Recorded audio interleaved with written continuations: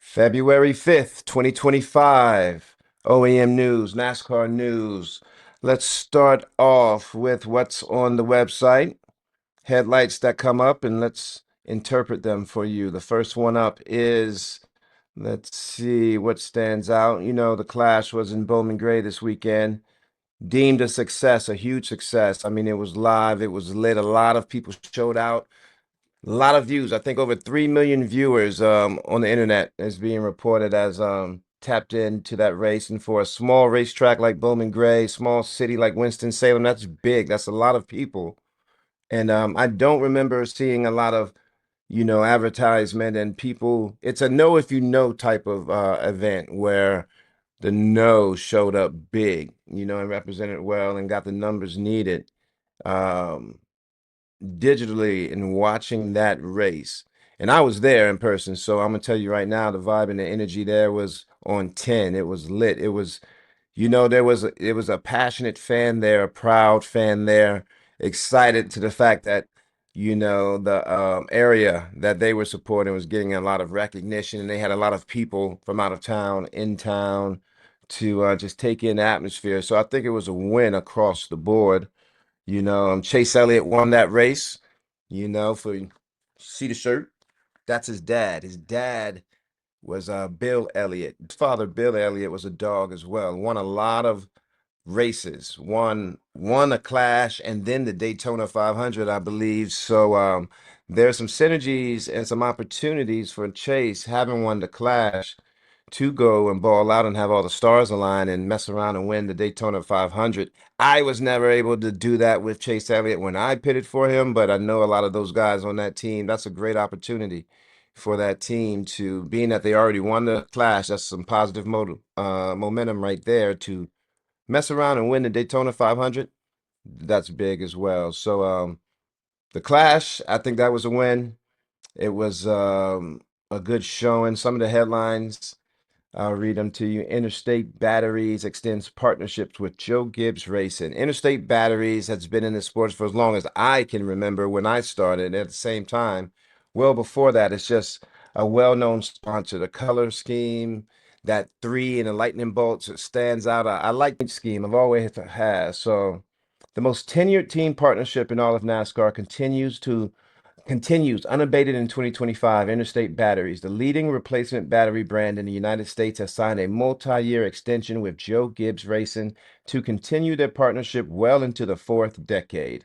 So 40 years as a partner with that race team says a lot about a sponsorship. So if you have the opportunity to pit a car or represent a company, a team like that, we have guys that do take some pride when you're wearing that uniform. It's been around for 40 years. It's a good fire suit to be representing.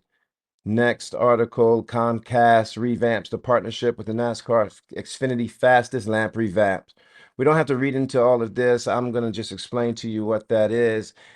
NASCAR, instead of being called the Xfinity Series next year, they're going to rename it, and Xfinity is going to organize a partnership basically where you're able to be awarded 1 point for running the fastest lap during a race. Why is that important? It'll create opportunity for you as a team, a strategist, to gain an advantage by just running one lap through at some point during the race to accumulate a point. And we know championships and have been decided by 1 point. So it just adds another avenue to have strategy play a factor into winning or losing. I don't dislike that. That's what that is about. So next up is uh, this is interesting. And I'm going to bring this up because the driver ambassador program is in effect. And basically what that is and why is that important for us, or why do I deem this important or interesting? For the simple fact of the matter, NASCAR's new driver ambassador program, modeled after the PGA concept, is now in full swing. Several million dollars are said to be at stake for drivers. Drivers earn 1 point for every 15 minutes of their time doing something considered promotion, such as media interviews or appearances at track. Outside of the mandatory sessions, post-race news conferences, etc., or traveling to events. And depending on a driver's star power, which is determined by a formula, they earn multipliers on those points, up to 5 times multiplied for the top 5 stars. Whoever earns the most points to get the most money from the DAP fund, but the payouts go down a list and in an attempt to get drivers motivated to do more than half of the promotions of the sport. Whoever earns the most points gets the most money from the DAP fund, but the payouts go down the list in an attempt to get the drivers motivated to do more on behalf of promoting their sport. So when Chase Elliott and Bubba Wallace recently flew to Chicago for the day visit at Barstool Sports, they racked up a bunch of points for their time and moved up in the overall standing. So, I mean, to be able to basically be an ambassador for the sport and do these events and, you know, advertise for the sport that you're in, you'll accumulate points, which means you accumulate money at the end of the day. Very interesting, especially for us athletes out there who put on those same uniforms as those drivers, those same athletes that travel to these races with these drivers. There might be some opportunities in the future, for smaller ambassadorships and funds to be created for, pit crew athletes to take advantage of some of that. So very interesting, something to pay attention to. You want to look good, feel good, play good when you show up to that track. And the simple fact of the matter is, you're a walking billboard now and have the opportunity to make money as an ambassador, not only for the sport that you participate in, but something that's pretty cool as well and can put some money in your pockets. And if you're anything like me, who isn't down for an extra earned income or extra revenue source simply by being yourself or doing something you love in a sport that employs you. So it's a no-brainer for me.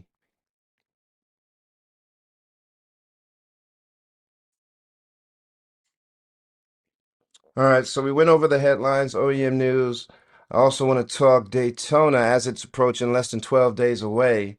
Let's go through the schedule and run through what that looked like, especially if this is your first time participating in a duels or duels both. A lot of you early pit crew athletes at times you miss this trip.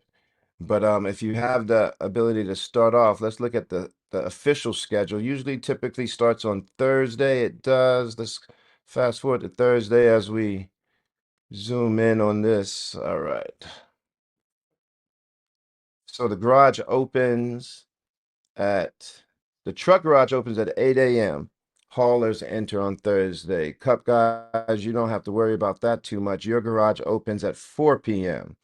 on Thursday. So you'll probably leave around noon travel date or maybe one depending on your team. Get down there. Garage opens at 4 p.m.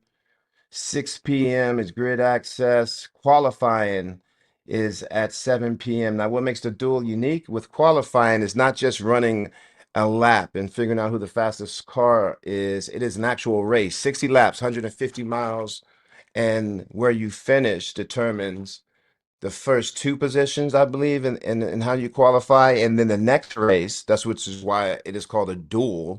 The duels at Daytona is at 8:45, the second qualifying race, and the first and second finisher there make up the remaining four positions. I think these two races determine, and then you have the actual race on Sunday. So that's Thursday. Let's move on to Friday. Friday, February 14th, which is Valentine's Day. Happy Valentine's Day on February 14th. Anyone doing Xfinity races, your garage will open at 9:30 in the morning on Friday.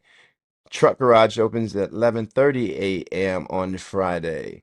The Cup garage on Friday opens up at 12. So it's going to be a busy day on Friday. All three series are active. You even have the ARCA garage hours as well, which start at 8 a.m. So four series, all in action at the track. Not all on track activity, but setting up, qualifying as well. No, there will be all four series on Friday. Friday is going to be a busy day, especially if you're doing the truck race. It's a long day for you because your garage opens up at 11:30 a.m., but your race isn't until 7:30 p.m. So a long day for those doing trucks on Friday. The next day, which is Saturday, we have the garage hours for Xfinity start at 7 a.m. with technical hours. ARCA Garage, 7:30 a.m. as well. The Cup Garage on Saturday, the Xfinity Garage opens at 10 a.m. and the Cup Garage opens at 12:30 p.m. on Saturday. The Xfinity race is at 5 p.m. So for Xfinity guys, your race is at 5. The garage opens at 10. Qualifying for the Xfinity race is Xfinity qualifying is at 10 a.m. So that's when you have to be at the track. So it's going to be a long, stretched out day for you as well. You do have cup practice in between the time you qualify, and that's at 3 o'clock. Start setting up your boxes around then. I think you'll be fine for a 5 o'clock race. And then Sunday, race day, February 16th, Daytona 500, 7 a.m. garage opens. Right around 8 a.m., you'll have the drivers meeting. 1 p.m. grid access open to properly credentialed. Yes, you'll have the red carpet at 2 p.m. The race is at 2:30 p.m. 65 laps on the first stage, 130 laps, 200 laps total, 500 miles. The Daytona 500, 2025 Daytona 500. It's going down like that. It should be a busy weekend for all involved, being that there's a lot of eyes on NASCAR right now, and especially for those in the human performance areas. That's where you can make or break the difference and be the difference in winning and losing. So at the end of the day, no, we're not saying the end of the day. I'm going to strike that. I'm going to leave you with this. Leave you with this on this quote. Greatness is not given, it's earned in the moments no one sees. Every rep, every second on pit road, every lap on the track is building your legacy. Stay locked in. The world will know your name soon enough. Ball out, grind, do the things that are important when nobody is looking. Ask for reps on the car. Get those live reps with cars coming in after your team practice. If you haven't been doing that, you're behind. It's still not too late. Get caught up. You don't need to make yourself or be the reason that you have that shoulda, woulda, coulda moment at the Daytona 500. It starts now with how you prepare. Let's get it. February 5th, 2025. Less than 10 days to Daytona 500. The Duels, the Daytona 500, the truck race, the Xfinity race, the ARCA Series race. It's a busy weekend. Let's not wait till the week of to really let it sink in that it's almost here. Take every day like it's never gonna.